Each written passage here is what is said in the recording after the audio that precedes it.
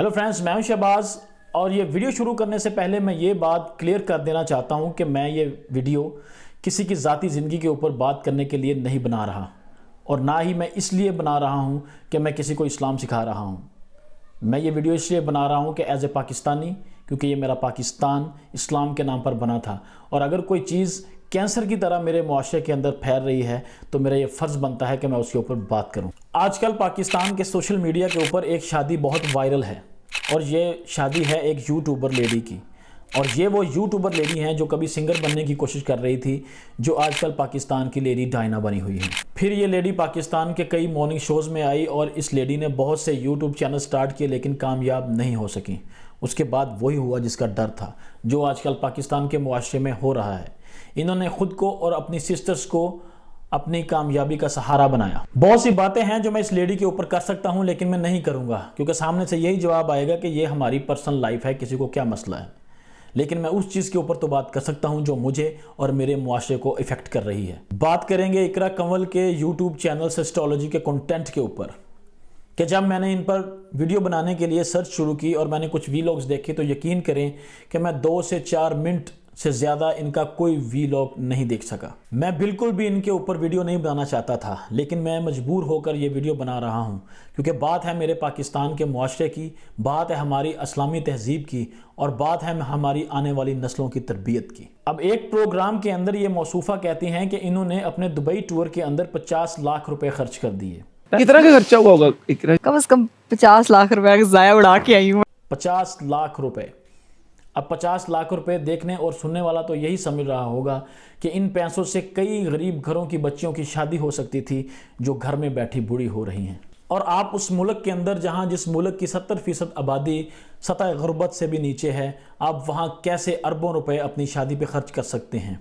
फिर सवाल तो होगा जहां 70% आबादी सतह गुर्बत से नीचे है, आप वहाँ कैसे अपनी शादी के ऊपर अरबों रुपए लगाकर लोगों को असासे कमतरी का शिकार कर सकते हैं?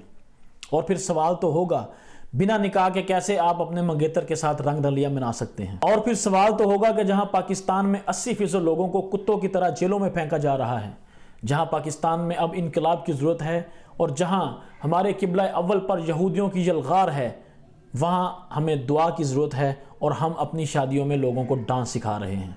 और सवाल तो होगा जहां एज ए मुसलमान हम निकाह को सुन्नत समझकर अदा करते हैं, वहां आप लोगों को गलत और बेहुदा रस्म व रिवाज दिखाकर असासे कमतरी का शिकार कर रही हैं।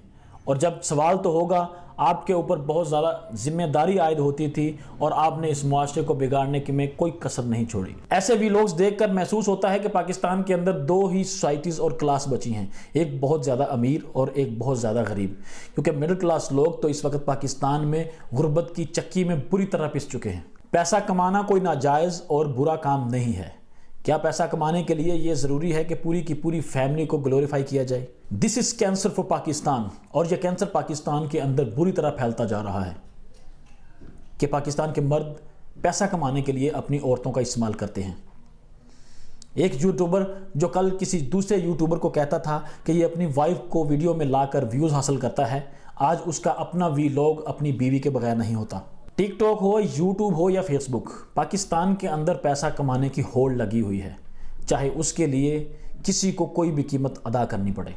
जो आप वीडियोस के अंदर करती हैं और आपको कॉपी करने के लिए एक नादान लड़की वो करना शुरू कर दे और वो यूट्यूब के ऊपर कामयाब ना हो सके और कामयाब होने के लिए उसे वो कुछ करना पड़े जो उसे नहीं करना चाहिए, तो इसका जिम्मेदार कौन होगा?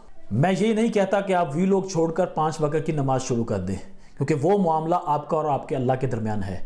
और मैं ये भी नहीं कर रहा कि मैं आपको इस्लाम सिखा रहा हूँ, मैं भी एक खुद गुनाहगार बंदा हूँ। बट जब तक आपकी लाइफ पर्सनल थी तो किसी को कोई एतराज़ नहीं था, लेकिन जब आपको अब हज़ारों और लाखों लोग देखते हैं तो आपके ऊपर जिम्मेदारी आयद होती है और सवाल भी बनता है और आप अकाउंटेबल भी हो कि आप मुआशरे को क्या दे रहे हो। किसी भी यूट्यूबर्स के लिए ये ज़रूरी नहीं है कि वो व्यूज़ और पैसा हासिल करने के लिए अपनी वाइफ की टेंट करवाए, और किसी भी यूट्यूबर्स को ये भी ज़रूरी नहीं है कि वो अपनी शादी में फजूल रस्म व रिवाज को प्रमोट करे, और किसी भी सो को लिबरल को लिए ये भी ज़रूरी नहीं है कि वो मुझे तंग नज़र समझे, और किसी भी यूट्यूबर्स या किसी को भी ये हक हासिल नहीं है कि वो पब्लिक के अंदर लाखों और करोड़ों की गिफ्ट दे और मेरे लोगों को احساس کمتری کا شکار کرے۔ مجھے کوئی اعتراض نہیں کسی کی ٹرینڈ وائرل ہو، مجھے کوئی اعتراض نہیں کسی کی شادی وائرل ہو، لیکن ایوری باڈی نوز کہ what is happening in Pakistan, کہ پاکستان کے اندر ہو کیا رہا ہے۔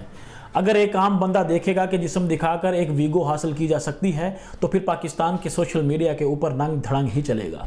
اور یقین کریں کہ جو پاکستان کے سوشل میڈیا کے اوپر ہوتا ہے ایون یہ انڈیا کے اندر بھی نہیں ہوتا۔ یہ ویڈیو بنانے کا مقصد ہرگز میرا تنقید نہیں تھی، اصلاح تھی، جو پاکستان کے اندر کوئی بھی لینا نہیں چاہتا۔